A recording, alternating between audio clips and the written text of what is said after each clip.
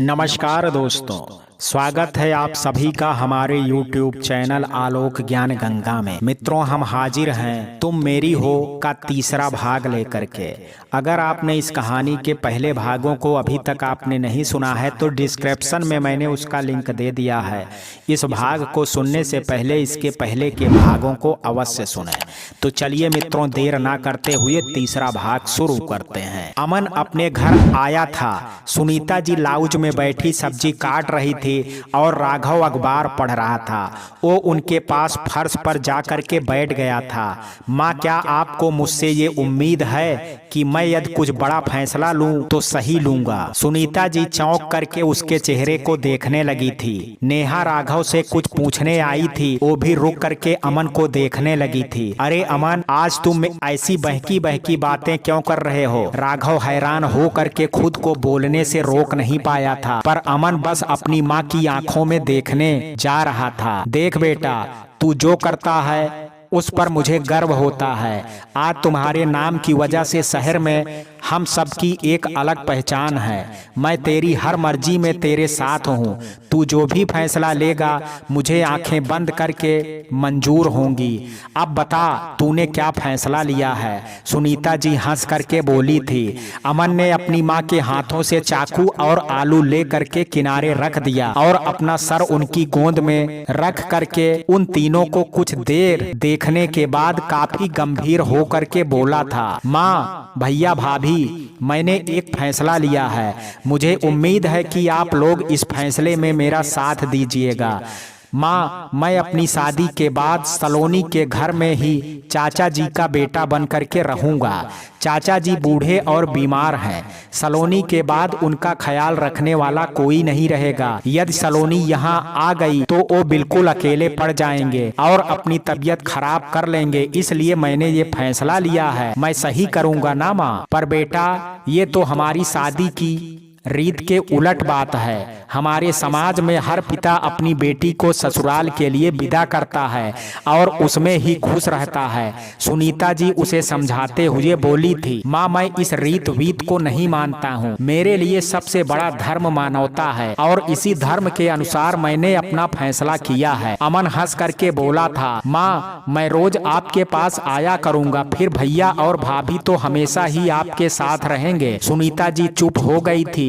मेरी अच्छी माँ, आपने कहा था ना कि मैं जो भी करता हूँ सही करता हूँ, तो फिर आप इतना क्या सोच रही हैं? हाँ बेटा, तुम्हारा फैसला सही तो है, पर अपने बेटे से दूरी मुझसे नहीं सही जाएगी। वो असमंजस में पड़ चुकी थी। माँ, मैं और नेहा तो आपके पास ही रहेंगे ना, और फिर अमन सलोनी हर रोज यहाँ आ जाया करेंगे। अब राघव बोल पड़ा था। वो अपने भाई के इस फैसले को बिल्कुल सही समझता था। सुनीता जी अपनी नजरें उठा करके अपने दोनों बेटों को देखने लगी थी। कितनी आसानी से वो दोनों एक मत हो गए थे, पर एक माँ के लिए अपने बेटे की दूरी सहना किसी असहनीय जख्म की तरह था। राघव और अमन को आपस के लिए देर होने लगी थी। अब राघव उकता करके बोल पड़ा था, हो गया ना माँ, अब कितना सोचोगी? अमन के इस फैसले से पापा जी भी अपने अकेलेपन से बच जाएंगे और अमन को सलोनी भी मिल जाएगी। मुझे लेट हो रहा है, मैं तैयार होने जाता हूँ।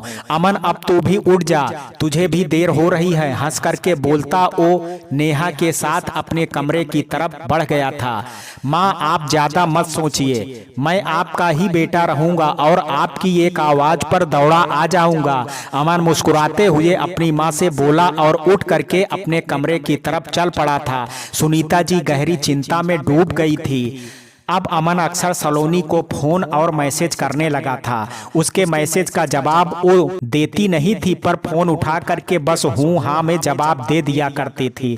अमन इतने में ही बहुत खुश था और सोचने लगा था, तुम धीरे से ही सही मगर मेरी बातें तो सुन रही हो सलोनी। और फिर गुनगुनाने लगता, धीरे धीरे से मेरी जिंदगी में आना, धीरे धीरे से दिल को चुराना। तुमसे प्यार हमें है कितना जाने जाना, तुमसे मिल करके तुमको है है बताना। पर बीतते समय के साथ अमन सलोनी के अनजान बन जाने वाले व्यवहार से बहुत परेशान होने लगा था। वो जब भी उसके घर जाता तो सलोनी चाय नाश्ता देने के बाद अपने कमरे से बाहर ही नहीं आती थी। अमन निर्मल जी के साथ बातचीत करके मायूस हो करके लौट आया करता था। वो फोन पर भी बात करती तो लगता कि उस पर कोई एहसान कर रही हो। अब अमन सलोनी की इस आदत से बहुत चिढ़ने लगा था। एक दिन वो कुछ फैसला लेकर के सलोनी से मिलने कॉलेज पहुंच गया था। आज कॉलेज से वापसी में सलोनी बस स्टैंड पर अकेली खड़ी थी। निर्मल जी की बोर्ड मीटिंग थी तो वो कॉलेज में ही रुक गए थे। अमन अपनी जीप सलोनी के सामने रोक करके उसे देखने लगा था। सफेद और नीली कुर्ती सलवार में वो बेहद खूबसूरत लग रही थी। सलोनी के रूप में अमन की नजरें चौंधियाने लगी थी, पर वो खुद से गुम चुपचाप खड़ी थी। अमन मुस्कुराते हुए अपनी दूसरी तरफ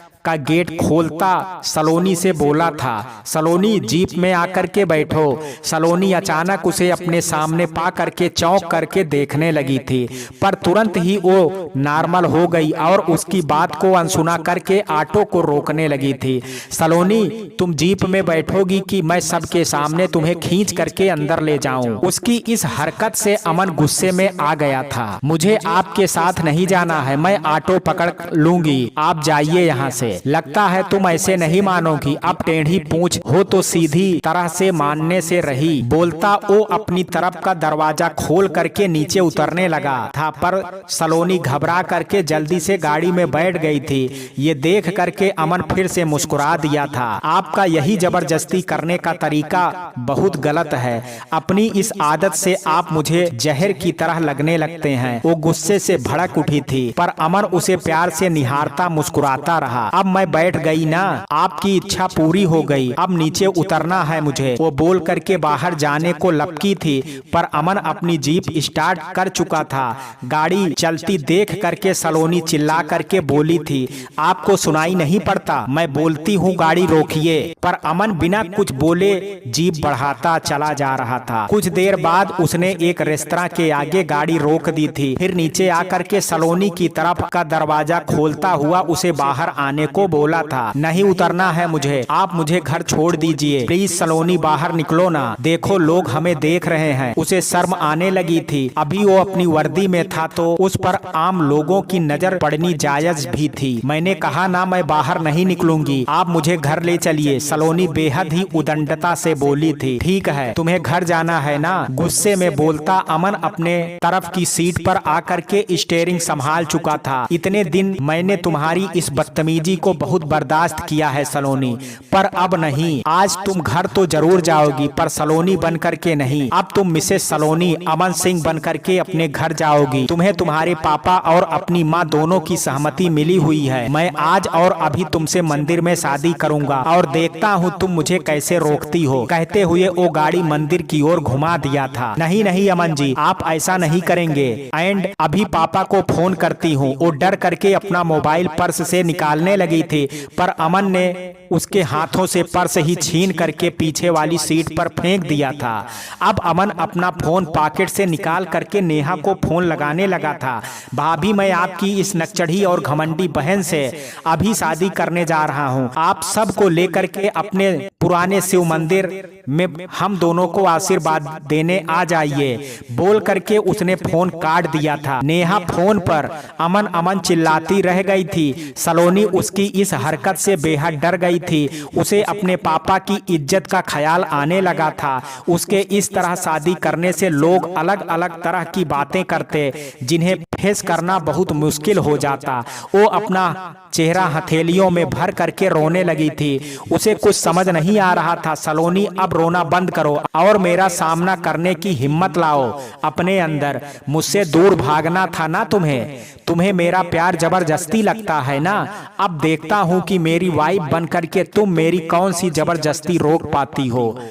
आप ऐसा क्यों बोल रहे हैं अमन जी? मैंने आपसे शादी के लिए हाँ कहा है ना? मैं आपसे ही शादी करूंगी, पर ऐसे नहीं। हम ऐसे शादी नहीं कर सकते हैं, हमारे अपने लोग, सारा समाज क्या कहेगा। प्लीज ऐसा मत कीजिए अमन जी, मेरे पापा की क्या इज्जत रह जाएगी। हम अभी घर चलते हैं, वहाँ शांति से बैठ करके सारी बात करेंगे। और वो स्टीयरिंग पकड़ करके उसे रोकने लगी थी। तभी सामने से आती हुई ट्रक देख करके अमन सलोनी को समझाना चाहता था कि स्टीयरिंग छोड़ दे, पर तब तक ट्रक उनकी अनियंत्रित जीप को जोरदार टक्कर मार करके निकल गई थी। अमन का स्टीयरिंग पर से हाथ फिसल गया। उसकी जीप बहुत तेजी से सड़क पर दूर तक घसीटने लगी थी। कुछ ही पल बाद सड़क किनारे एक मोटे पेड़ से उनकी जीप टकराने वाली थी। ये देख करके अमन ने बड़ी मुश्किल से सलोनी को जीप से धक्का दे करके बाहर गिरा दिया था। जीप जोरदार आवाज के साथ पेड़ से जा टकराई थी। पेड़ से टकराते ही अमन भी सीट से उछल करके दूर जा गिरा था। इस टक्कर से जीप का पेट्रोल टैंक फट गया था। कुछ ही क्षणों में उसमें ब्लास्ट हो करके आग लगने वाला था। अमन सलोनी जोर से चीखती बदहवास हो करके उसके पास दौड़ी थी। उसके खुद के हाथों से तेजी से खून निकल रहा था, जिससे बेखबर वो दौड़ती उसके पास पहुंची थी। अमन को बड़ी मुश्किल से खींच करके वो पेड़ से दूर ले आई थी। उसका सर अपनी गोद में रख करके सलोनी जोर जोर से रोने लगी थी। अमन जी उठिए ना, अपनी आंखें खोलिए, देखिए मैं आपके पास हूँ। अमन जी, आप मेरी बात क्यों नहीं सुन रहे हैं। अमन का सर फूट गया था, जहां से खून तेजी से बहने लगा था। वो गहरी बेहोशी में डूबा जा रहा था, पर सलोनी की रोती आवाज सुन करके बड़ी मुश्किल से अपनी आंखें खोल पाया था। सलोनी, तुम मेरी हो, तुम मेरी हो, मैं तुमसे बहुत बहुत प्यार करता हूँ और मैं तुमसे ही शादी करूंगा। दर्द से मुस्कुराते हुए बोलता वो अपनी आंखें बंद कर चुका था। हाँ अमन जी, मैं भी आपसे प्यार करती हूँ, आप सुन रहे हैं ना, मुझे भी आपसे प्यार है, मैं आपसे बहुत प्यार करती हूँ, मैं आपसे ही शादी करूंगी। प्लीज अपनी आंखें खोलिए, मुझे डर लग रहा है अमन जी, प्लीज मुझे इस तरह से छोड़ करके कहीं मत जाइए। वो फूट फूट करके रोते हुए, उसका चेहरा अपने हथेलियों में भर चुकी थी। उसके बहते खून को सलोनी अपने दुपट्टे से साफ करने लगी थी। वहां आसपास से गुजरने वाली गाड़ियों के लोग सब रुक करके इकट्ठा होने लगे थे। सलोनी रोती सबसे प्रार्थना करने लगी थी, प्लीज प्लीज आप लोग मेरी मदद कीजिए, आप किसी एम्बुलेंस को फोन कीजिए, इन्हें बहुत चोट आई है, इनको हॉस्पिटल ले जाना है। उसी समय एम्बुलेंस और पुलिस दोनों आ गई थी। शायद किसी ने पहले ही फोन कर दिया था। वहां पर आया इंस्पेक्टर सुमित अमन को देख करके चौंक पड़ा था। वो उनके पुलिस डिपार्टमेंट का सबसे इंटेलिजेंट और ईमानदार अफसर था। उसने खुद से उन दोनों को एम्बुलेंस में बैठा करके तेजी से इस हॉस्पिटल की तरफ रवाना हो गया था और अपने जूनियर्स और कुछ सिपाही को वहां की तफ्तीश करने को बोल करके खुद ही एम्बुलेंस के पीछे चल पड़ा था। उधर नेहा ने सुनीता जी को अमन के फोन की बात बताने के बाद अपने पापा और राघव को भी फोन कर दिया था। राघव तुरंत ही ऑफिस से घर भागा आया और सबको लेकर के पुराने शिव मंदिर की तरफ चल पड़ा था। मंदिर से थोड़ा पीछे पुलिस बैरिकेडिंग देख करके सुनीता जी का कलेजा धधक उठा था। सर कुछ बात है क्या? आपने आगे रास्ता बंद कर रखा है। राघव गाड़ी रोक करके खिड़की से ही वहां बैठे एक सिपाही से पूछ बैठा था। हाँ, आगे एक्सीडेंट के कारण रास्ता बंद कर दिया गया है, आप गाड़ी बैक करके पीछे वाले रास्ते से चले जाइए। वो कोई नया सिपाही था जो अभी अमन को ठीक से नहीं पहचानता था, इसलिए उसने जो देखा था वही राघव को बता दिया था। सर, जिनका एक्सीडेंट हुआ है वो लोग कौन थे? क्या आप उनके बारे में कुछ जानते हैं? राघव बेचैन होने लगा था। एक काली जीप में दो लड़की यहाँ से गुजर रहे थे, जिन्हें ट्रक ने बीच सड़क पर ठोकर मार दिया है। लड़की को भी बहुत चोट आई है, पर लड़का बुरी तरह से घायल है, उसका बचना बेहद मुश्किल लगता है। वो देखिए, उस लड़के की जीप पूरी तरह से जली पड़ी है, बाकी तो मैं नहीं जानता, वो बोल करके दूर जाने लगा था। राघव का मन बेचैन होने लगा था।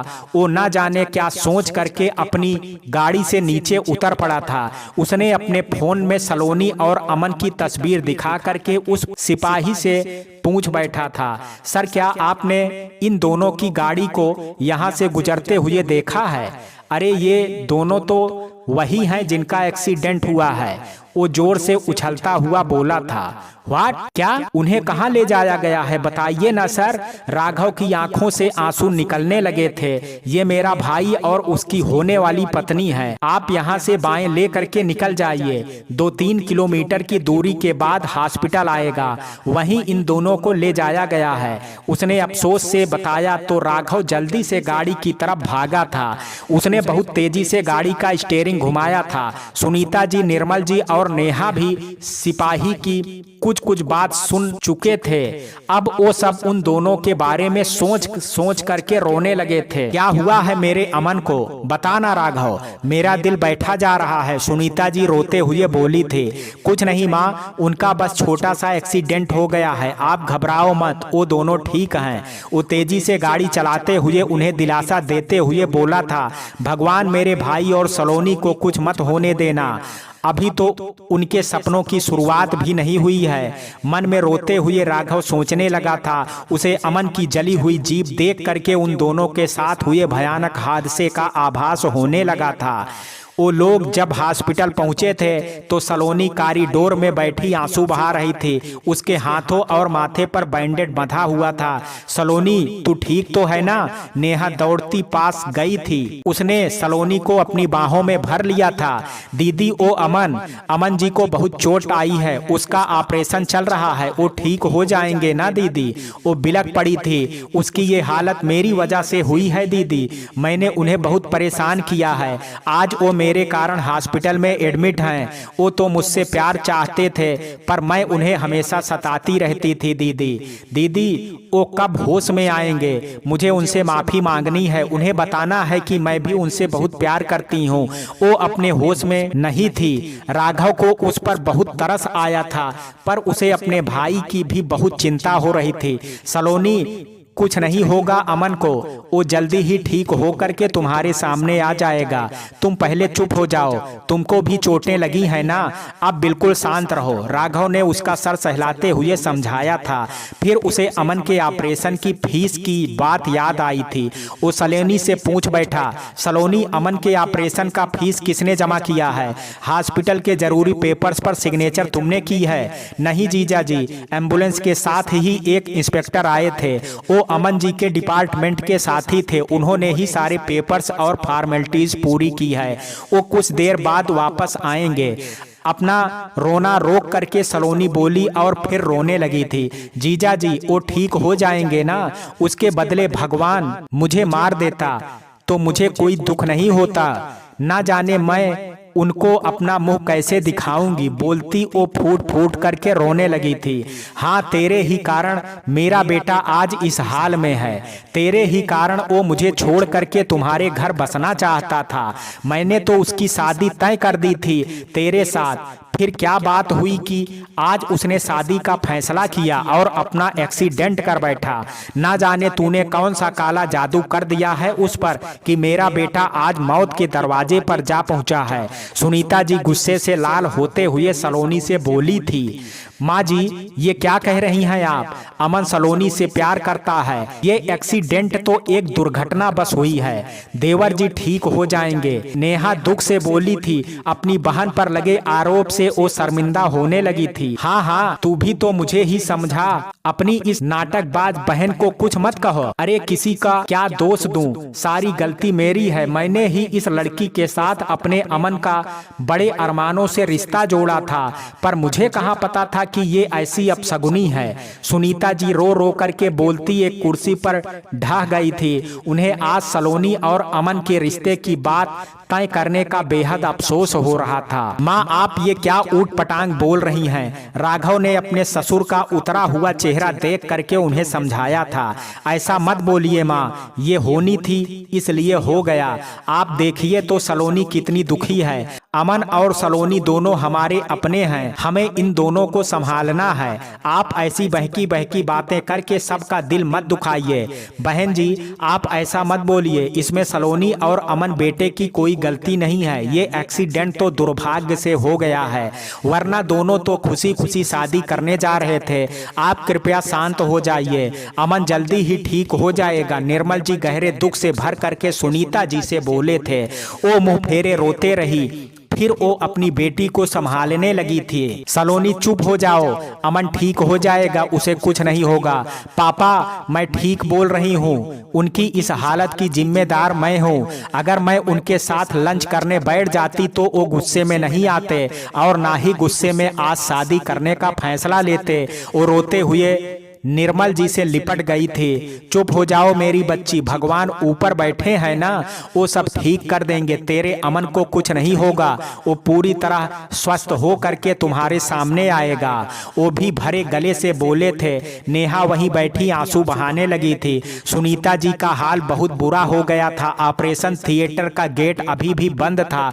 उन्हें हर बीतते पल के साथ अपनी धड़कनें रुकती हुई महसूस होने लगी थी। वो रोते हुए बड़बड़ा रही थी, ना जाने मैंने क्या सोच करके इस लड़की का रिश्ता अपने बेटे के साथ जोड़ा था। हे भगवान, मेरे अमन को कुछ मत करना, उसके बदले मुझे मार दे, पर उसे ठीक कर दे। कुछ देर बाद ओटी का गेट खुला था। वो सारे लोग उठ करके उधर बढ़ने लगे थे। डॉक्टर, मेरा भाई कैसा है अब? वो ठीक तो है ना? मैंने ऑपरेशन कर दिया है और ऑपरेशन सक्सेस भी हुआ है, पर इनका एक्सीडेंट बहुत भयानक था। मरीज का बच जाना बहुत बड़ा चमत्कार है, पर उसे बहुत चोट आई है। अगले 24 घंटे उसके लिए बेहद नाजुक समय है। सुबह उसे होश आ जाता है तो अच्छी बात है, वरना वो कोमा में भी जा सकता है। डॉक्टर चिंतित होकर के बोले थे। उनकी बात सुन करके सब टेंशन में आ गए थे। सलोनी रोते हुए कुर्सी पर जा बैठी थी। आप लोग अपने ईश्वर से प्रार्थना कीजिए, अब सब कुछ वो ही कर सकते हैं। डॉक्टर सारी बात बता करके वहां से चले गए थे। तू जा यहाँ से, उसे तेरी ही नजर लगी है, या तू यहाँ रही तो मेरा बेटा मर जाएगा। सुनीता जी ने झटके से सलोनी का हाथ पकड़ा और कॉरिडोर से बाहर खींचती हुई ले जाने लगी थी। माँ सुनिए तो, ये आप क्या कर रही हैं? राघव पीछे से लपका था। निर्मल जी और नेहा जी भी तेजी से भागे थे, पर वो उसे खींचते हुए अस्पताल के मेन गेट के पास ले जा करके ही रुकी थी। माँ, ये क्या तरीका है? सलोनी अमन की होने वाली पत्नी है, आप इसके साथ ऐसा नहीं कर सकती हैं। मैं बहुत कुछ कर सकती हूँ राघव, यहाँ मेरा बेटा इसकी वजह से जीवन और मौत के बीच जूझ रहा है और तुझे रिश्तेदारी सूझ रही है। वो गुस्से से बिफर पड़ी थी। भाई साहब, ले जाइए अपनी इस मनहूस बेटी को मेरे बेटे से दूर। आज मैं इससे सारा रिश्ता तोड़ती हूँ। आपकी बेटी को आज से मेरे बेटे से कोई रिश्ता नहीं है। मैं अपने बेटे पर आपकी इस मनहूस बेटी की छाया भी नहीं पड़ने देना चाहती हूँ। और खबरदार लड़की, जो तुमने कभी अमन के पास आने की कोशिश की तो। सलोनी बिलख रही थी। वो रोते हुए सुनीता जी के पैरों में गिर पड़ी थी। माँ, ऐसा मत बोलिए, मुझे पूरा भरोसा है अमन जी ठीक हो जाएंगे।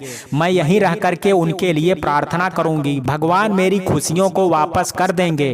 अपनी जुबान बंद कर लड़की, जब से तू मेरे अमन के जीवन में आई है वो खुशियों के लिए तड़प ही रहा था, और आज तू उसे मौत के मुंह में धकेल करके उसकी खुशियां वापस करने की बात कर रही है। यहाँ से चली जा सलोनी, वरना मैं पुलिस को बुला करके अपने बेटे के एक्सीडेंट करवाने के जुर्म में तुझे अरेस्ट करवा दूंगी। वो बेहद क्रूरता से बोली और अंदर जाने के लिए मुड़ गई थी। राघव बेहद शर्मिंदा हो करके अपने ससुर जी से नजरें नहीं मिला पा रहा था। नेहा भी अपने पापा के सामने बहन के अपमान को देखकर गुस्से में आने लगी थी। निर्मल जी अपनी दोनों बेटियों का हाथ कस करके पकड़ लिए थे। बहन जी, हमारे जीवन में अक्सर दुर्घटनाएं होती रहती हैं, इसका मतलब ये नहीं होता है कि हम सब से नाता तोड़ लें। मेरी बेटियां मेरे जीवन का सम्मान है। आपने मेरी निर्दोष बेटी की बहुत बेइज्जती कर ली है, पर अब और नहीं।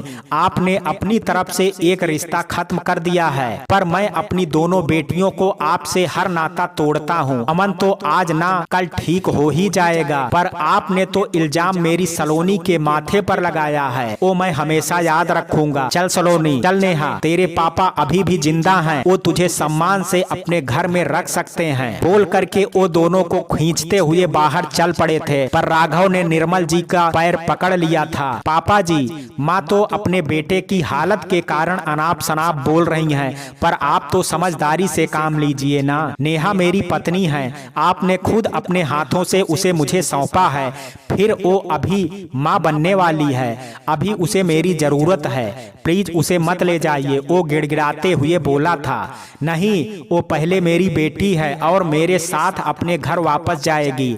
निर्मल जी नेहा के माँ बनने की बात पर एक पल को ठिठके थे, फिर बेहद कठोर हो चुके थे। नहीं पापा, मेरा घर अब वही है जहां राघव जी हैं। आपने मुझे विदा करते वक्त कहा था कि पति का घर ही पत्नी का उचित स्थान होता है। पापा मुझे माफ कर दीजिए, मैं आपके साथ नहीं जा सकती। नेहा रोते हुए अपना हाथ उनसे छुड़ा करके राघव के पास खड़ी हो गई थी। सुनीता जी गुस्से से सब कुछ वहीं खड़े खड़े देखने लगी थी। राघव खड़ा मूक दर्शक बना हुआ था, उसे किसी को समझाने को कोई रास्ता ही नहीं दिख रहा था। फिर तो ठीक है, आज से मैं तुझसे भी हर नाता खत्म करता हूँ नेहा। अब तुम मात्र राघव की पत्नी हो, मेरा और सलोनी से तुम्हारा कोई नाता नहीं है। चल सलोनी, अपने घर चल, यहाँ सब मतलबी लोग रहते हैं। ये लोग किसी की सुंदरता देख करके पसंद करते हैं और बिना गलती के रिश्ता तोड़ देते हैं। नेहा और सुनीता जी पर तेज नजर डालते हुए वो बोले और सलोनी को खींचते हुए आगे बढ़ने लगे थे। पापा ऐसा मत कीजिए, अमन जी को छोड़ करके मैं कहीं नहीं जाऊंगी। वो ठीक हो जाएंगे तो मैं खुद ही घर आ जाऊंगी, पर अभी मैं यहाँ से कहीं नहीं जाऊंगी। वो चीख करके अपना हाथ छुड़ाने लगी थी, पर निर्मल जी उसे खींच करके हॉस्पिटल से बाहर ले गए थे। सुनीता जी गुस्से से तेज तेज चलती अंदर चली गई थी। अपने पापा और बहन को जाते देख करके नेहा रोती रह गई थी। राघव ने उसका हाथ थामा और थके कदमों से अंदर चल पड़ा था। वो दोनों अंदर आए तो कॉरिडोर में सुनीता जी कुर्सी पर बैठे थे। नेहा भी एक किनारे जाकर के बैठ गए थी। राघव ने नेहा को अपना मुंह चुप रखने का इशारा किया और फिर बाहर चला गया था। वो कुछ देर बाद 3 कप चाय लेकर के लौटा था। लीजिए माँ, चाय पी लीजिए। नेहा तुम भी लो। अपने हाथों से दोनों को चाय का कप पकड़ाते हुए वो खुद भी वहीं बैठ गया था। माँ, ये आपने अच्छा नहीं किया। आपको पापा जी के सामने उनकी बेटी की बेइज्जती नहीं करनी चाहिए थी। आपने ही बड़े मान से सलोनी का हाथ मांगा था ना, तो आज ऐसा क्यों कर दिया? अब हम अमन को क्या जवाब देंगे? तू चुप रहा। मुझसे गलती हो गई जो उस लड़की की असल समय रहते नहीं पहचान पाई थी। तुझे अपने भाई की ये स्थिति नहीं दिखाई देती जो मुझे समझा रहा है। तुम्हारी बातों से ऐसा लग रहा है कि अपने भाई के लिए तेरे दिल में कोई दुख दर्द नहीं बचा है। वो भड़कते हुए बोली थी। माँ, अमन मेरा भी भाई है, मुझे दुख नहीं होगा। आप ये क्या बोल रही हैं? पहले तो खुद ही अमन और सलोनी की शादी तय करवाई और आज जब सलोनी भी अमन से प्यार करने लगी तो उसे मनहूस बोल करके इस रिश्ते को ही तोड़ दिया। ऐसा नहीं होता है माँ, आप अपने व्यवहार पर जरा शांत होकर के सोचिए, तब आपको पता चलेगा कि आपने क्या किया है। वो नाराज होकर के बोला था। वाह बेटा, आज तो तू अपनी माँ को बड़ी ज्ञान की बातें समझा रहा है। कहीं तुझ पर भी तो इस लड़की की सोहबत का असर नहीं हो गया है? आखिर ये भी तो उस मनहूस लड़की की बहन ही है ना। वो बेहद गुस्से से नेहा को घूरते हुए बोलने लगी थी। बड़ा आया मुझे समझाने वाला, जा यहाँ से, मुझे अकेला छोड़ दे। मेरे बेटे की एक्सीडेंट की वजह से वो मनहूस लड़की ही है। मैं कह देती हूँ, आज के बाद मेरे घर में उसका नाम भी कोई नहीं लेगा। और लड़की तुम, अगर तुमको अपनी बहन और पापा प्यारे हैं तो तू अपना सब कुछ लेकर के हमेशा के लिए मायके चली जाना। अब से उस लड़की के बारे में कोई बात नहीं होगी। नहीं माँ, अब राघव जी का घर ही मेरा घर है। अपने घर को छोड़ करके मैं कहीं नहीं जाऊंगी, कभी भी किसी को याद नहीं करूंगी, सब अपनों को हमेशा के लिए भूल जाऊंगी। जोर से रोते हुए वो बोली थी। राघव ने बेबसी से उसके सर पर हाथ रख दिया था। उसे इस विकट परिस्थिति से निकलने का रास्ता बस अमन का ही ठीक होना ही लगने लगा था। शाम हो गई थी, सलोनी अपने कमरे से बाहर नहीं निकली थी। उसे पूरे दिन अमन की कोई खबर नहीं मिली थी। वो बेहद बेचैन थी, पर उसका फोन भी जीप के साथ जल चुका था। वो राघव या नेहा को फोन करके अमन का हाल चाल जानना चाहती थी, इसलिए उठ करके अपने पापा के पास आ गई थी। पापा अपना फोन दीजिए ना, मुझे जीजा जी को फोन करना है। निर्मल जी ने लाल और रो रो करके सूजी आंखों वाली अपनी बेटी को देखा था। उन्हें सुनीता जी का यूं रिश्ता तोड़ना गहरा दुख दे गया था। वो भी सुनीता जी के दुख को अच्छी तरह से समझ रहे थे, पर वो अपनी बेटी की बेइज्जती सहन नहीं कर पा रहे थे। वो समझ गए थे कि सलोनी अमन का हाल जानने के लिए फोन मांग रही है। वो अब सलोनी को और भी बेइज्जत नहीं होने देना चाहते थे, इसलिए लंबी सांस ले करके बोले थे, देख बेटा, तू अमन को भूल जा, क्योंकि बहन जी ने यह रिश्ता तोड़ दिया है। अब तुम्हारा अमन या राघव जी का फोन करना ठीक नहीं होगा। जब उन लोगों को तुम्हारी कोई फिक्र ही नहीं है, तो तू भी उनकी चिंता छोड़ दे। फिर तू ये भी तो सोच, नेहा भी तो उन्हीं लोगों के तरफ हो गई है। इसलिए बेटा, ये सब तुम जितनी जल्दी भूल जाओगी, तुम्हारे लिए उतना ही अच्छा होगा। पापा, इतने दिन तक तो अमन जी मुझे बिल्कुल पसंद नहीं थे, पर अब मैं उनके बिना नहीं जी सकती हूँ। पापा, कुछ करके मुझे उसके पास ले चलिए, उसे देखे बिना मैं मर जाऊंगी। पापा प्लीज, मुझे अमन जी के पास ले चलिए। सलोनी उनके पैरों को पकड़ करके फूट फूट करके रोने लगी थी। सलोनी बेटा, मैं बहुत मजबूर हो चुका हूँ। मैं तेरी ये इच्छा अब कभी पूरा नहीं कर सकता हूँ, क्योंकि मुझे तुम्हारी बेइज्जती करवाना मंजूर नहीं है। अगर तुझे अपने पापा की जरा भी परवाह है या मुझसे तू रत्ती भर प्यार करती है, तो आज के बाद तुम अमन का नाम नहीं लोगी। या तुमने वहां जाने की या अमन से छुप करके मिलने या बात करने की कोशिश की, तो मेरा मरा हुआ मुंह देखोगी। वो नाराज हो करके बोले और बाहर निकल गए थे। उनका फोन वहीं बिस्तर पर पड़ा हुआ था, पर सलोनी ने उसे हाथ तक नहीं लगाया था। वो अपने आंसू पोंछते वापस कमरे में चली आई थी। भगवान, अब आप ही कुछ कर सकते हैं। आप तो जानते हैं कि मैं उनसे कितना नफरत करती थी, पर अब मैं अमन जी के बिना नहीं जी सकती हूँ। प्लीज भगवान, मेरे अमन जी को मुझसे मिला दीजिए। मेरे पापा और उनकी माँ का हृदय बदल दीजिए प्रभु। हमारे परिवारों के बीच पहले वाला प्यार भरा एहसास जगा दीजिए। वो रोते हुए प्रार्थना करने लगी थी। हॉस्पिटल में वो तीनों पूरी रात बैठे ही रह गए थे। सुबह डॉक्टर आकर के अमन का चेक करने के बाद बाहर आए थे। अब अमन कैसा है डॉक्टर? राघव तेजी से पास आ गया था डॉक्टर के। मिस्टर राघव, आपका भाई अब होश में आ चुका है और खतरे से बाहर है। कल जो उसकी स्थिति थी, उस समय उसका बचना भी मुश्किल लग रहा था, पर कोई तो है जो उनके लिए दुआ कर रहा है। किसी मरीज का इतनी जल्दी रिकवर हो जाना किसी चमत्कार से कम नहीं है। वो हंस करके बोले थे। नेहा और राघव दोनों एक दूसरे को देखते हुए मन में सोचने लगे थे, सलोनी, पर बोल नहीं पाए थे। डॉक्टर साहब, क्या मैं अपने बेटे से मिल सकती हूँ? सुनीता जी बेचैन होकर के पूछने लगी थी। हाँ जरूर, उन्हें 4 दिन बाद डिस्चार्ज कर दिया जाएगा, फिर आप उन्हें घर भी ले जा सकती हैं। डॉक्टर राघव का कंधा थपथपा करके बोले और अपने केबिन की तरफ चल दिए थे। वो तीनों जल्दी से अमन की कमरे की तरफ बढ़ गए थे। मेरा बेटा, अब तू ठीक हो गया है। तेरी हालत देख करके मेरे आधे प्राण निकल चुके थे, पर मेरे भगवान ने तुम्हें कुशल रखा है और तुझे ठीक कर दिया है। अंदर जाते ही सुनीता जी अमन का चेहरा अपने हाथों में लेकर के चूमने लगी थी। माँ, सलोनी कहाँ है? बेहद कमजोर सा अमन मुस्कुरा करके माँ को देखता रहा। फिर राघव और नेहा को देखने के बाद दरवाजे की तरफ देखते हुए बोला था, उसे बुलाइए ना माँ, वो ठीक तो है ना?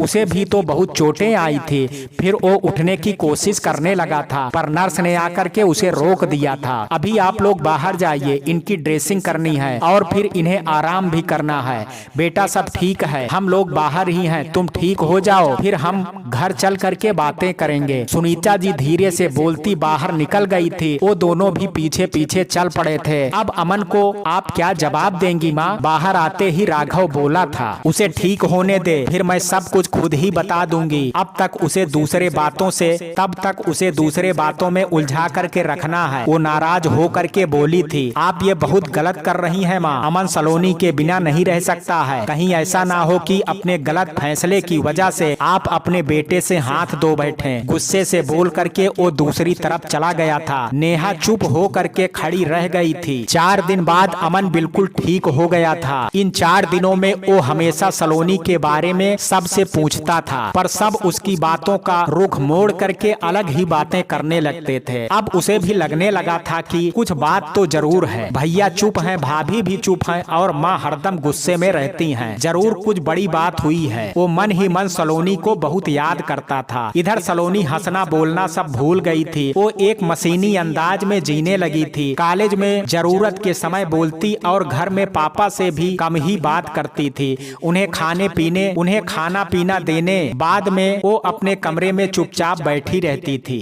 सलोनी एक बार अमन से मिलना चाहती थी, पर पापा की कही बातों ने उसकी हिम्मत तोड़ दी थी। वो अपने पापा के जान की कीमत पर अमन से नहीं मिल सकती थी। 4 दिन बीत गए थे। इस बीच इंस्पेक्टर सुमित के साथ कमिश्नर साहब भी अमन को मिलने अस्पताल आए थे। वो अमन को पूरा स्वस्थ होने के बाद पुलिस स्टेशन आने वाले थे। सुमित ने सलोनी के बारे में राघव से पूछा था, जिस पर सुनीता जी ने बताया कि वो ठीक होकर के घर चली गई है। आज अमन को हॉस्पिटल से डिस्चार्ज कर दिया गया था। वो सबके साथ अपने घर आ गया था। सुनीता जी ने मेन गेट पर उसकी आरती उतार करके घर के अंदर लाया था। नेहा ने आज अमन की पसंद का सारा खाना बनाया था। उसने भी जी भर के खाया। अब सब खा करके लाउंज में आकर के बैठे थे। बेटा एक बात कहनी है तुझसे, मेरी बात ध्यान से सुनना। सुनीता जी हौले से अमन का हाथ पकड़ करके बोली थी, तुम हमेशा सलोनी के बारे में पूछते थे ना? हाँ माँ, मुझे तो बेहद आश्चर्य हो रहा है कि वो नकचढ़ी अकड़ू लड़की मुझे एक बार हॉस्पिटल में देखने तक नहीं आई, और अब जब से मैं घर आया हूँ उसका एक कॉल तक भी नहीं आया है। ऐसी भी क्या नाराजगी माँ कि अपने होने वाले पति से इतना गुस्सा कर बैठी है वो पागल। अमन बेटा पहले मेरी बात सुन ले, फिर तुम कुछ बोलना। वो चिढ़ करके कुछ जोर से बोली तो अमन चुप हो गया था। आज तेरी ये हालत सलोनी के कारण ही हुई है। उसी के कारण तेरा इतना भयंकर एक्सीडेंट हुआ है और तुझे इतना कष्ट सहना पड़ा है। वो तो भगवान का शुक्र है कि उसने मेरी प्रार्थना सुन ली और तुझे मौत के मुंह से वापस कर दिया। माँ साफ साफ कहिए ना, क्या बात है? सलोनी मुझसे मिलने क्यों नहीं आती है? वो अब थकने लगा था। राघव और नेहा चुपचाप बैठे थे। अमन, मैंने तेरा रिश्ता उससे तोड़ दिया है और उसे तुझसे मिलने के लिए मना कर दिया है, इसी कारण वो नहीं आती है। सुनीता जी एकदम से बेफिक्र हो करके बोली थी। क्या? ये क्या किया आपने? माँ आपको पता है ना, मैं उससे बहुत प्यार करता हूँ और उसके बिना जी भी नहीं पाऊंगा। फिर भी आपने ये क्यों किया? मेरे एक्सीडेंट में उसका कहाँ से दोष हो गया? आप पढ़ी लिखी हो करके भी अंधविश्वासी औरतों जैसे बात कर रही हैं। वो बिफर गया था। भैया भाभी आप दोनों ने भी माँ को नहीं रोका। क्या आप भी मेरे एक्सीडेंट के लिए सलोनी को जिम्मेदार मानते हैं? वो तो इसलिए सलोनी एक बार भी मुझे देखने नहीं आई। वो बेहद दुख से बोला था, ये सब माँ ने अपनी मर्जी से किया है अमन, इनके फैसले में हम दोनों का कोई हाथ नहीं है। मैं माँ को समझा नहीं पाया, मुझे माफ कर दे। राघव सपाट स्वर में बोलता उठ करके अपने कमरे में चला गया था। तुम लोग मुझे कुछ भी कहो, पर अमन अब तुम उस लड़की से कभी नहीं मिलोगे, सुनीता जी ठंडे स्वर में बोली थी। नहीं माँ, मैं आपकी हर बात मानता हूँ, पर ये बात बिल्कुल नहीं मानूंगा। वो मेरी जिंदगी है और मैं अपनी जिंदगी से दूर नहीं रह सकता। अगर वो मुझे नहीं मिली तो मैं मर जाऊंगा, इसलिए मैं जा रहा हूँ। अब मैं वहीं रहूंगा, उससे शादी करूंगा और हाँ, आपको अपने शादी में जरूर बुलाऊंगा। फिर आप देखिएगा कि वो कितनी मासूम और कितनी अच्छी लड़की है।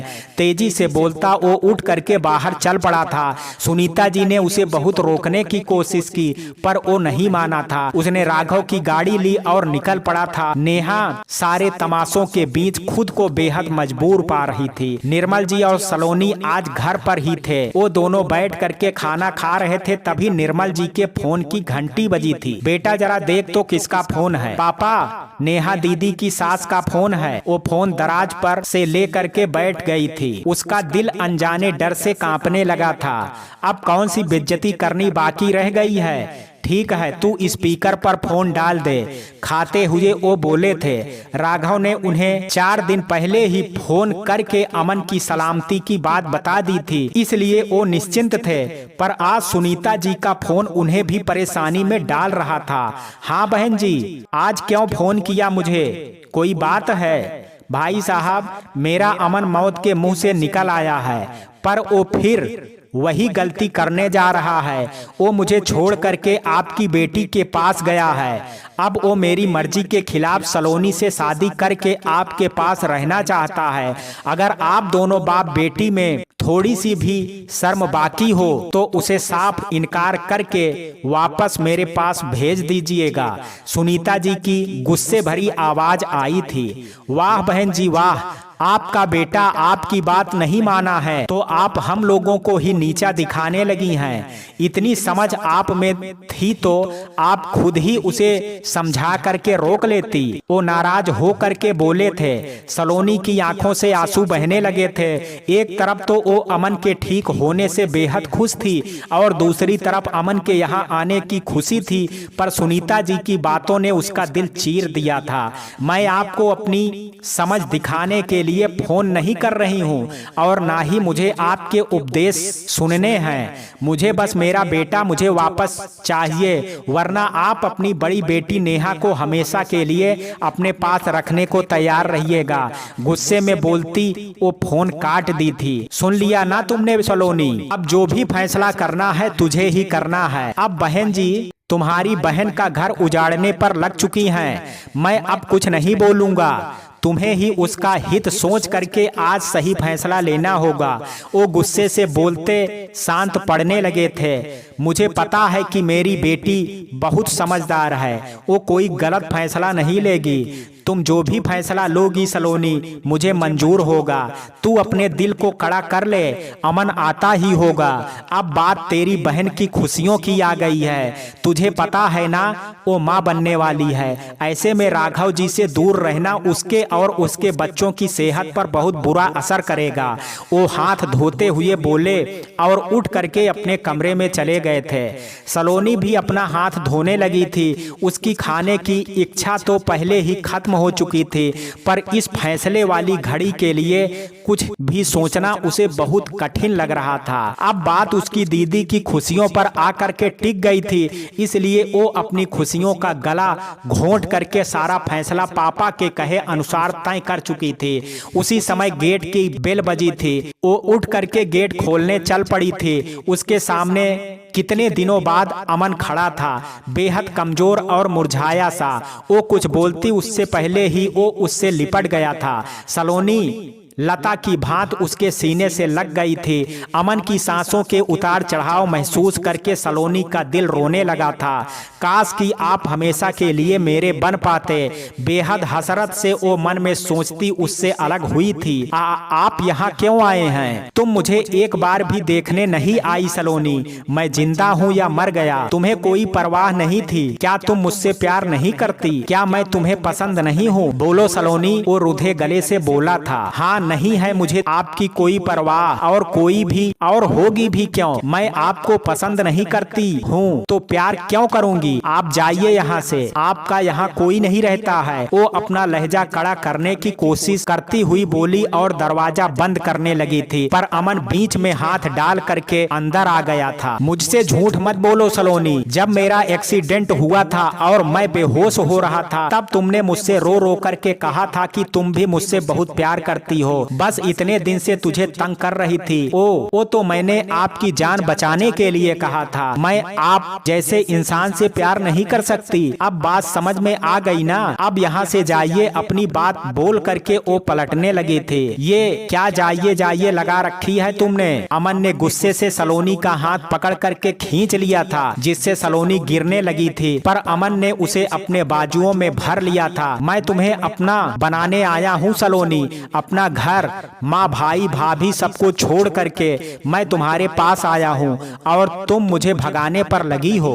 अमन जी, आप बात को समझिए, मैं आपसे प्यार नहीं करती हूँ। आप अभी अपने घर जाइए। अभी अभी आप बीमारी से ठीक हुए हैं, आपको आराम की जरूरत है। वो बेबसी से बोलती नजरें चुराने लगी थी। अमन की बाहों के घेरे में उसके दिल ने अपनी चाहत का इकरार शुरू कर दिया था। नहीं, मैं कहीं नहीं जा रहा हूँ, मैं यहीं रहूंगा तुम्हारे साथ। बोलता वो उसे छोड़ करके सोफे पर जाकर के बैठा था। सलोनी अपनी नजरें झुकाए हाथ मलने लगी थी। उसे समझ नहीं आ रहा था कि वो अमन को यहाँ से घर कैसे वापस भेजे। निर्मल जी अंदर से सब कुछ सुन रहे थे। जब अमन अड़ गया तो उन्हें मजबूर होकर के बाहर आना पड़ा था। बेटा, आप अपने घर वापस चले जाइए। चाचा जी, अब आपको तो सलोनी को समझाना चाहिए था, पर आप भी गलत बात में इसका साथ दे रहे हैं। आप दोनों मेरे साथ क्यों ऐसा कर रहे हैं चाचा जी? मैं सलोनी को देखे बिना नहीं रह सकता। पिछले 4 दिनों मैंने मर मर करके बिताया है। अब मुझे मेरी खुशी से दूर मत कीजिए। वो रोते हुए उनके पैरों पर झुक गया था। देखिए बेटा, आप सच में बहुत अच्छे हैं। मेरी सलोनी को आपसे अच्छा लड़का नहीं मिल सकता, पर आपकी माँ को मेरी बेटी मनहूस लगती है, जिसके कारण आपका एक्सीडेंट हो गया। ये रिश्ता उन्होंने ही तोड़ा है। इसलिए बेटा, आपके लिए अच्छा रहेगा आप सलोनी को भूल करके अपनी नई जिंदगी की शुरुआत कीजिए। वो कंधों से पकड़ करके उसे उठाते हुए बोले थे। अब सच छुपा करके वो अमन को यहाँ से वापस नहीं भेज सकते थे। चाचा जी, माँ मेरे एक्सीडेंट की वजह से बहुत डर गई थी, इसलिए वो ऐसे बोल रही थी। उनका गुस्सा बस कुछ दिनों का है, आप उनकी बात भूल जाइए। मैंने तो पहले ही आपको कहा था कि मैं सलोनी से शादी के बाद यहीं रहूंगा। हम दोनों कल ही कोर्ट मैरिज कर लेंगे। कुछ दिनों बाद माँ का भी गुस्सा खत्म हो जाएगा। वो अपना आशीर्वाद देने हमें जरूर आएंगी। अमन बड़े उम्मीद से बोला था। नहीं बेटा, ऐसा बिल्कुल नहीं होगा। आपकी माँ ने हम दोनों बाप बेटी की बहुत बेइज्जती की है। मैं या सलोनी अब आपका साथ नहीं देंगे। आप प्लीज यहाँ से चले जाइए। मैं अपनी बेटी की शादी आपसे नहीं कर सकता। अगर आपने जबरदस्ती की तो मैं पुलिस को फोन करके बुला लूंगा। वो अब गुस्से में आने लगे थे। अमन दुख से हंसने लगा था। चाचा जी, मैं खुद ही पुलिस इंस्पेक्टर हूँ, आपको जो प्रॉब्लम है मुझसे कहिए। फिर वो सलोनी को गहरी नजरों से देखता हुआ बोला था। तुम कुछ भी नहीं बोलोगी सलोनी, तुम मुझे तो धोखा दे रही हो, पर खुद को कैसे धोखा दोगी? तुम मुझसे प्यार करती हो, ये बात तुम्हारी आंखों में दिखता है। अपने दिल की सच्चाई को तुम मेरी नजरों से नहीं छुपा सकती हो। हाँ, मैं करती हूँ आपसे प्यार। वो चीख पड़ी थी। उसकी आंखों में कैद आंसू सैलाब की तरह बह निकले थे। अब वो बर्दाश्त करते करते थक चुकी थी। इतना प्यार करती हूँ आपसे जिसका अंदाजा भी आप नहीं लगा सकते हैं। आपको मौत के मुंह में जाता देख करके मैं खुद भी मर जाना चाहती थी, पर मैं आपके साथ जीना चाहती थी। हम दोनों के प्यार की खुशियों से अपने जीवन में सतरंगी रंग भरना चाहती थी। इसलिए भगवान से आपकी जिंदगी के लिए प्रार्थना करती रही। फिर उस दयालु ईश्वर ने मेरी पुकार सुन ली, आपको सही सलामत वापस भी कर दिया। पर मेरी बदकिस्मती मेरी खुशियों पर बोझ बन करके सवार हो गई है। अब आपकी माँ नहीं चाहती हैं कि मैं उनकी बहू बनूं, तो ऐसा ही होगा। मैं आपसे शादी नहीं कर सकती अमन जी। आप मुझे भूल करके अपनी नई जिंदगी की शुरुआत कीजिए। अगर आप ऐसा नहीं करेंगे तो समझ जाइएगा कि सलोनी मर गई है। अब आप यहाँ से जाइए और अपना ख्याल रखिएगा। अमन बेहद टूट चुका था, वो वहीं से सर पटक करके मर जाना। अमन बेहद टूट चुका था, वो वहीं सर पटक करके मर जाना चाहता था, पर उसे सलोनी की बात माननी थी। वो लंबी सांस लेकर के बोल पड़ा था। ठीक है सलोनी, अगर तुम्हारी यही इच्छा है तो ऐसा ही होगा। मैं तुमसे दूर जा रहा हूँ, पर मेरी जिंदगी में तुम्हारे सिवा कोई दूसरी लड़की नहीं आएगी। जब भी तुम्हें मेरी जरूरत हो मुझे एक आवाज लगा देना। मैं हर कदम पर तुम्हारा साथ दूंगा और तुम्हें हर मुश्किल से बाहर लेकर के आऊंगा। चाचा जी, मेरी सलोनी का ध्यान रखिएगा। और वो बिखरे ताश के पत्तों की तरह वहाँ से पलट गया था। सलोनी फूट फूट करके रोती वहीं बैठती चली गई थी। अमन पिछली यादों से बाहर आ गया था। वो अपने पर्स से उसकी तस्वीर निकाल करके देखने लगा था। सलोनी, तुम घबराना मत, तुम्हारा अमन तुम्हें ढूंढ निकालेगा। तुम एक बार मुझे मिल जाओ, अब मैं तुम्हें खुद से कभी भी दूर नहीं जाने दूंगा, और इस बार किसी की कोई कसम मेरा इरादा नहीं बदल पाएगी। तुम मेरी हो और मैं तुम्हें अपना बना करके रहूंगा। सोचते हुए वो कुर्सी पर ही सोने की कोशिश करने लगा था। सुबह की पहली बेला में सूरज अपनी लालिमा लिए उग आया था। सलोनी अलसाई आंखों से बिस्तर पर पड़ी थी। कल की पिटाई से उसका पूरा शरीर दर्द कर रहा था। वो रोशनदान से आ रही सूरज की रोशनी देख करके कराहते हुए उठ बैठी थी। हे जग को रोशन करने वाले प्रभु, मुझमें वो साहस और हिम्मत भर दीजिए जिससे मैं इस नर्क के माहौल से बाहर निकल सकूं। मैं जीते जी ये नर्क भरी जिंदगी नहीं जी सकती। मुझे यहाँ से बचा लीजिए प्रभु। मेरे लिए बहुत परेशान हो रहे होंगे। रुधे स्वर में वो सूर्य देवता से प्रार्थना करने लगी थी। उसी समय दरवाजा खुला था। रानी और पुष्पा अंदर आई थी। वो सलोनी के लिए चाय बिस्किट लेकर के आई थी। सलोनी उठ करके मुंह हाथ धो करके आओ, हम दोनों आज तुम्हें इस महल में घुमाने ले जाएंगे। उसके सामने ट्रे रख करके दोनों बिस्तर पर बैठ गई थी। सलोनी चुपचाप उठ करके बाथरूम की तरफ बढ़ गई थी। कुछ देर बाद वो दोनों उसे चाय बिस्किट खिला करके बाहर ले आई थी। ढेर सारे कमरों के गलियारों से होते हुए वो सब एक बड़े से हाल में आ पहुंची थी। वहां लगभग 50 लड़कियां छोटे छोटे कपड़ों में बैठी एक दूसरे को सजा रही थी। वो सब सलोनी को देख करके आंखें भरने लगी थी। हाय, ये कितनी खूबसूरत है, काश कि मैं भी इतनी हसीन होती। हाँ, पर इसके आने से तो हमारा बेड़ा गर्क होने वाला है। दूसरी वाली गुस्से से बोली थी। हाँ मौसी तो अपने पिट्ठुओं से अक्सर नई नई चिड़ियां फंसवा करके लाती ही रहती हैं, जो आए दिन हमारे ग्राहकों को कम कर देती हैं। इसमें नई कौन सी बात है रीता, जो तू इतना गुस्सा कर रही है? ए, तुम लोग चुपचाप अपना अपना काम करो, वरना मौसी से कह करके सारी ठंडी आहें भरना निकलवा दूंगी। पुष्पा आंखें तरेरती हुई बोली थी। लो, अब बोली ना मौसी की चमची, चल हट जा यहाँ से, हम सब तैयार हो रही हैं। रीता नाम की लड़की वहीं पुष्पा को हिकारत से बोलती आपस में हंसी ठिठोली करने लगी थी। तेरी तो मैं, पुष्पा गुस्से से उसकी ओर बढ़ी थी, पर रानी ने उसे रोक लिया था। छोड़ ना पुष्पा, ये सब हम दोनों से नाराज रहती हैं, इसलिए ऐसे बोलती हैं। अगर इनकी बातें सुन करके गुस्सा करोगी तो ये सब रोज तुम्हें चिढ़ाएंगी। रानी बेहद शांत हो करके बोली तो सलोनी उसकी सूरत देखने लगी थी। ये लोग हमसे नाराज नहीं है रानी, जब से मौसी ने हम दोनों को इन सब की देखभाल और अपनी आधी जिम्मेदारी दी है, तब से ये सब हमसे जलती हैं। वो गुस्से से भर करके बोली थी, पर ये नहीं जानती हैं कि इनकी मुंह जोरों वाली बातें अगर मैं मौसी के कान तक पहुंचा दूं तो किसी एक की गलती के बदले वो इन सब की खाल उधेड़ करके रख देंगी। हाँ मुझे पता है, पर छोड़ना। कुछ दिन पहले तक हम दोनों भी इन्हीं लोगों की तरह अपना दिन और रात बेहद दर्द और जिल्लत से भर करके बिताती थी। रानी दुख से बोलती उसका हाथ पकड़ करके बाहर ले चली थी। जब शरीर में पीड़ा होती है ना पुष्पा, तो जलन और गुस्सा एक साथ आता है। हम दोनों को अब ये यातनाएं नहीं सहनी पड़ती हैं, इसलिए तू उन लोगों की बातें एक कान से सुन और दूसरे कान से निकाल करके फेंक दिया कर। सलोनी सब कुछ सुनती उन दोनों के साथ ही चल रही थी। वो आने वाले समय में अपनी होने वाली दुर्गति सोच सोच करके भयभीत होने लगी थी। अब वो दोनों बाहर के ग्राउंड में आ गई थी। बेहद लंबे चौड़े ग्राउंड, दीवार बहुत ऊंची थी जिसके बाहर कोई कूद करके नहीं जा सकता था। ग्राउंड के एक किनारे ढेर सारे मोटे तगड़े पहलवानों जैसे आदमियों की भीड़ लगी थी। वो सब कसरत कर रहे थे।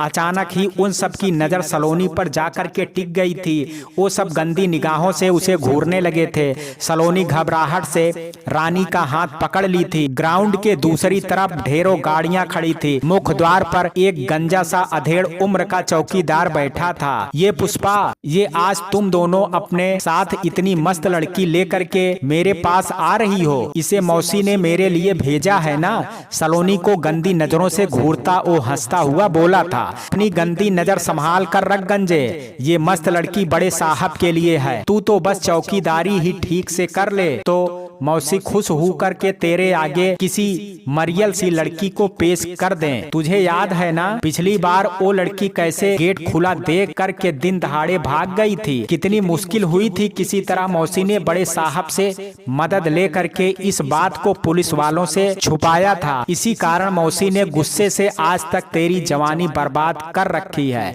पुष्पा मजाक भरे स्वर में बोली और रानी के हाथ पर अपना हाथ रख करके खिलखिला दी थी। चौकीदार खिसियानी हंसी हंस करके रह गया। सलोनी ध्यान से सारा रास्ता याद करती जा रही थी। अब वो दोनों उसे एक अंधेरे कमरे में ले गई थी। रानी ने लाइट जलाया था। वहां बहुत सारी उम्र की लड़कियां बेहोश पड़ी थी। अभी कुछ कुछ होश में आ रही थी। सलोनी का दिल रोने लगा था। ये सब कौन है? वो कांपते स्वर में पूछ बैठी थी। ये सारी लड़कियां कल रात को अलग अलग शहरों से ट्रक में भर करके लाई गई हैं। ये जब होश में आ जाएंगी तब इन्हें यहाँ के नियम कानून समझाए जाएंगे। यहाँ हर रात बड़े बड़े पैसे वाले लोग आते हैं और इन्हें खरीद करके ले जाते हैं। अगर जो नहीं ले जाना चाहते हैं वो यहीं पर अपनी रातें रंगीन करते हैं। पुष्पा हंस करके बताने लगी थी। सलोनी को उन छोटी छोटी लड़कियों को भेड़ बकरियों जैसे हालत और उसका बेहद दर्द भरा अंजाम सोच करके बहुत दुख हो रहा था। उसकी आंखों से आंसू बहने लगे थे। अरे रे रे, तू मत रो सलोनी, तेरी भी यही हालत होती, पर तेरी खूबसूरती ने तुझे बचा लिया है। अब तू सिर्फ हमारे बड़े साहब के आगे पेश की जाएगी। वो हंस करके बोली और कमरे की लाइट बंद करके बाहर आ गई थी। अब वो उसे एक बहुत बड़े हाल में लेकर के आई थी जहां चारों तरफ कुर्सियां लगी थी और बीच में बड़ा सा स्टेज था। ये देख, यहाँ हर शाम को लड़कियों का डांस प्रोग्राम होता है जिसमें सब लड़कियों को नाचना होता है। वो सब डांस के दौरान ही अपने ग्राहकों को द्वारा पसंद कर ली जाती हैं। फिर वो दोनों उसे एक आलीशान कमरे में ले गई थी जहां रमाबाई डबल बेड पर लेटी हुई थी और एक लड़की उनका पैर दबा रही थी। अरे आजा मेरी कुबेर का खजाना, अभी मैं तुझे ही याद कर रही थी। वो सलोनी को इशारे से अपनी ओर बुलाई तो वो धीरे से चल करके बेड के पास पहुंच गई थी। रमाबाई ने उसका हाथ पकड़ करके अपने पास बैठा लिया था। अरे तुम लोगों ने इसे कुछ खिलाया पिलाया कि नहीं? देख तो इसके खूबसूरत चेहरे पर कोई चमक ही नहीं दिख रही है। रानी जा करके कुछ अच्छा सा नाश्ता ले आ, आज हम दोनों एक साथ खाएंगे। ठीक है मौसी, मैं अभी लेकर के आती हूँ। बोलती वो बाहर निकली तो पुष्पा भी चल पड़ी थी। देख सलोनी, तेरा नाम तो बहुत अच्छा है पर यहाँ पर कुछ अलग सा दिल को लुभाने वाला नाम चलता है, इसलिए आज से तेरा नाम सल्लो रानी है। वो हंस करके बोली थी। सलोनी चुप रह गई थी। देख सल्लो, तू इतनी चुप मत रहा कर। खुल करके हंसने बोलने से तेरी खूबसूरती और उभर करके बाहर आएगी। फिर यहाँ तेरे लिए हजारों अपना बटुआ भर करके खड़े होने लगेंगे। मैं तुझे तेरी कमाई का आधा हिस्सा दिया करूंगी और अगर तेरे मन में कुछ और भी बात हो तो मुझे बता दे, मैं तेरे बात पर भी अमल करूंगी। गौर से उसे देखती रमाबाई बोली थी। नहीं मौसी, कोई बात नहीं है, आप जैसा बोल रही हैं मुझे सही लग रहा है। वो अपने आवाज को बेहद संयत करती हुई बोली थी, वरना उसका दिल तो रमाबाई का सर फोड़ देने का कर रहा था। उसी समय रानी नाश्ता लेकर के आ गई थी। रानी, अब जाकर के तुम दोनों भी नाश्ता कर लो, फिर तुम्हें सारी नई लड़कियों को सब कुछ सिखाना भी तो है। जी मौसी, आप दोनों खा लीजिए, फिर मैं और पुष्पा भी खा लेंगे। वो मुस्कुरा करके बोली और टेबल पर थाली रख करके वहीं बैठ गई थी। आजा सल्लो, नाश्ता कर ले, फिर तुझे एक जरूरी बात बताती हूँ। रमाबाई बोलती उठ करके बैठ गई थी। वो अपनी थाली खींच करके नाश्ता शुरू कर दी थी। सलोनी बेहद उत्सुक हो गई थी, उसे मौसी से क्या नई बात सुनने को मिलेगी। वो पूछना चाहती थी पर मौसी के गुस्से को याद करके जल्दी ही नाश्ता करने लगी थी। अभी वो रमाबाई को नाराज करके अपना भागने का प्लान फेल नहीं करना चाहती थी। रमाबाई खाते हुए उसके चेहरे को गौर से देख रही थी। उसे चुप देख करके खुद ही बोल पड़ी थी, तूने पूछा नहीं सल्लो, क्या बात है? चल मैं खुद ही तुझे बता देती हूँ। मैंने 5 दिन का समय दिया था पर हमारे बड़े साहब का कल ही नई लड़की चाहिए, इसलिए वो आज दोपहर यहाँ आ रहे हैं। तुझे तुझे उनकी सेवा करके खुश करना है ताकि वो मुहमांगा दाम दे करके तुझे सिर्फ अपने लिए खरीद लें, वरना तुझे ही हर रात अलग अलग मर्दों के साथ बितानी होगी। नहीं मौसी, आपने मुझे 5 दिन का समय दिया था ना, तो आप ऐसा कैसे कर सकती हैं? सलोनी खाना छोड़ करके रोने लगी थी। देख सल्लो, 5 हो या 2 दिन, तुझे तो बड़े साहब के दिल की रानी बनना है, इसलिए अपने आप को तैयार कर ले। यहाँ का नियम है, जब कोई नई खूबसूरत लड़की आती है तो वो सबसे पहला हक उस पर बड़े साहब का होता है। अगर उन्हें वो लड़की पसंद आ गई तो वो उसे मुहमांगी कीमत दे करके कुछ महीनों के लिए खरीद लेते हैं, फिर उतने समय में वो लड़की सिर्फ बड़े साहब की हो जाती है। आज वो दोपहर में तुझे देखने आ रहे हैं, तुझे अच्छे से सज धज करके उनके पास जाना है और उनके दिल को मोह लेना है।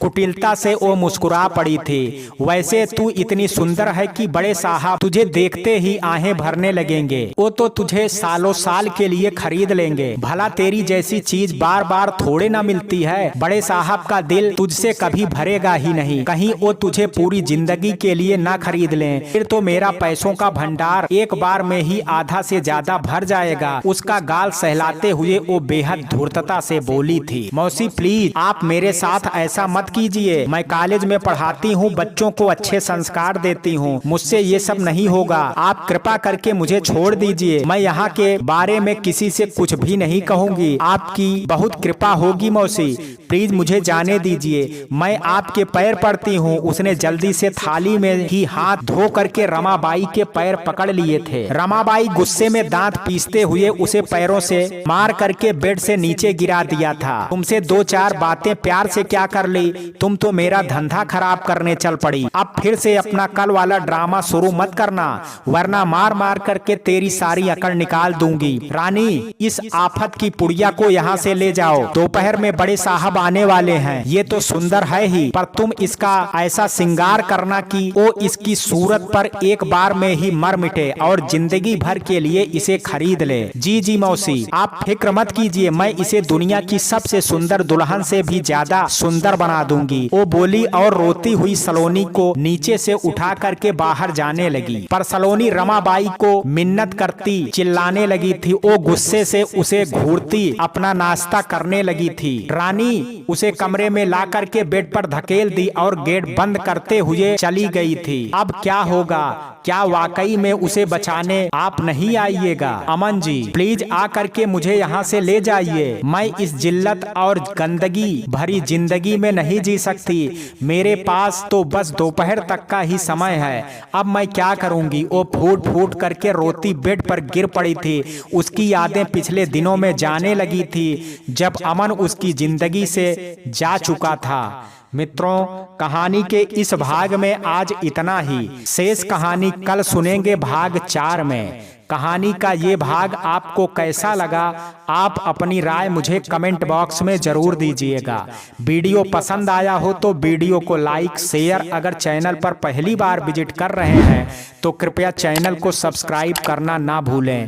कल मिलते हैं कहानी के शेष भाग के साथ भाग 4 में। तब तक के लिए जय हिंद, जय भारत।